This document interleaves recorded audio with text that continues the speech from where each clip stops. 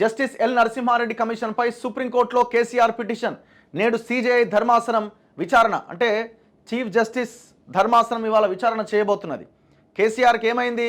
విద్యుత్ కొనుగోలు ఒప్పందాల విషయంలో, ఆ కుంభకోణాల విషయంలో జస్టిస్ ఎల్ నరసింహారెడ్డి కమిషన్ గతంలో కేసీఆర్కి ఒక నోటీస్ ఇచ్చింది. అయ్యా, ఈ విద్యుత్ కుంభకోణాల్లో మీ పాత్ర ఏంది, ఈ ఎట్లా జరిగినాయి ఏంది అని ఒక నోటీస్ పంపించారు.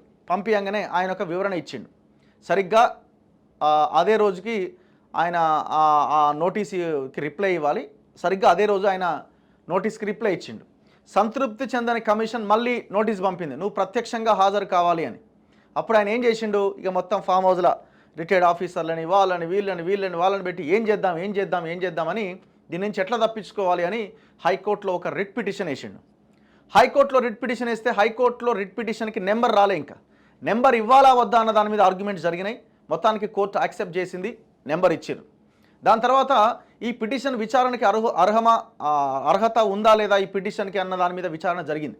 ఎందుకంటే ఈ జ్యుడిషియల్ కమిషన్ కూడా ఆయన హైకోర్టు మాజీ జడ్జే. సో ఇప్పుడు పిటిషన్ వేసింది, రిట్ పిటిషన్ వేసింది కూడా హైకోర్టులోనే. మరి ఇప్పుడు ఇట్లాంటి చట్టబద్ధత కలిగినటువంటి కమిషన్ల మీద విచారణ చేయాలా వద్దా కోర్టు అన్న దాని మీద చర్చ జరిగింది. సరే, వాళ్ళు ఆర్గ్యుమెంట్ జరిగిన తర్వాత హైకోర్టు ఏం చేసిందంటే కేసీఆర్ వేసిన పిటిషన్ని డిస్మిస్ చేసి పడేసింది, కొట్టేసింది.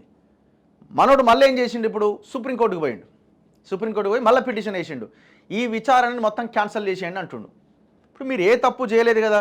ఛత్తీస్గఢ్ విద్యుత్ కొనుగోలు ఒప్పందంలో కానీ, Bhadradri thermal power plant, Yadadri thermal power ప్లాంట్లో ఏ తప్పు మీరు చేయలేదు కదా. స్వచ్ఛందంగా మంచిగా దర్జాగా మీరు ఆ విచారణను ఎదుర్కోవచ్చు కదా. చాలా ఈజీ కదా ఇది. వాళ్ళ దగ్గర ఇప్పుడు మీరు తప్పు చేయకపోతే వాళ్ళ దగ్గర ఏ ఎవిడెన్స్ ఉండదు. అన్నీ పారదర్శకంగా నీట్గా జరిగితే ఏ ఎవిడెన్స్ ఉండదు. మరి ఎందుకు భయపడుతున్నారు? సుప్రీంకోర్టు వరకు ఎందుకు వెళ్ళాల్సి వస్తుంది? విచారణనే క్యాన్సిల్ చేయాలని ఎందుకు అడుగుతున్నారు? మీరు అధికారంలో ఉన్నప్పుడు గతంలో ఉన్న ఎవరన్నా అపోజిషన్ లీడర్లో ఇంకెవరో వెళ్తే ఏమన్నారు? మీరు ఎట్లా పోతారు, మీరు స్టేలు తెచ్చుకుంటారని మీరు మాట్లాడిరా లేదా? మరి మీరెందుకు ఇవాళ కోర్టులకు వెళ్ళి ఇది క్యాన్సిల్ చేయమని అడుగుతున్నారు? తెలంగాణ సొమ్ముని, మీ తాతలు సంపాదించిన సొమ్మని మొత్తం నాకే అవతల పడేసి ఇవాళ మీరు కోట్ల చుట్టూ తిరుగుతున్నారు. ఇక్కడే అయిపోతుంది. కేసీఆర్ ఎంత దారుణమైన సిచ్యువేషన్లో ఉన్నాడని అనుకోవడానికి ఇక్కడే. నువ్వు పెద్ద లీడరు కదా, నీకు అంత అహంకారంతో జనాన్ని రూల్ చేసినావు కదా. మీరేంది పురుగులు లెక్క అని.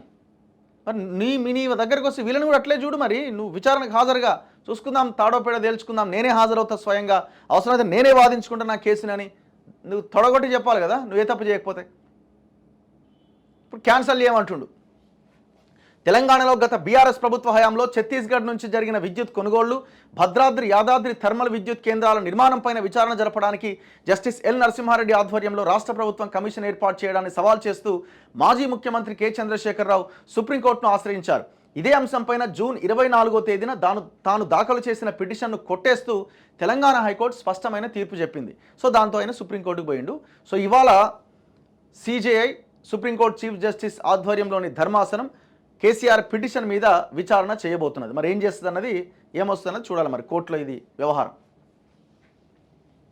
మొత్తానికైతే వీళ్ళు సంపాదించిన అక్రమ సంపాదన నుంచి బయటపడడానికి, ఈ కేసుల నుంచి బయటపడడానికి లీగల్ ఫైట్ చేయడానికి రెడీ అవుతున్నారు. ఎదుర్కోవడానికి అయితే రెడీగా లేరు.